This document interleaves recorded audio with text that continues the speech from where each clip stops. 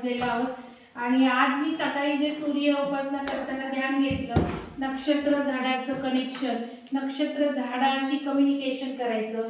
आपण कुठल्या star seed आहोत, आपण कुठले स्टार सीड आहोत आणि आपला स्टार कुठला हे सगळं बघायचंय आणि आपलं कम्युनिकेशन सुरू करायचंय. आपल्याला ज्या प्लॅनेटवर जायचंय, ज्या स्टारवर जायचंय त्याचं सेम आज अमृता मॅडमने लिहिलंय. झाडाखाली बसले होत्या त्यावेळेला नक्षत्र प्लॅन सोबत कनेक्ट झाले, मेसेज कम्युनिकेशन फ्रिक्वेन्सी हे सगळं कळलं.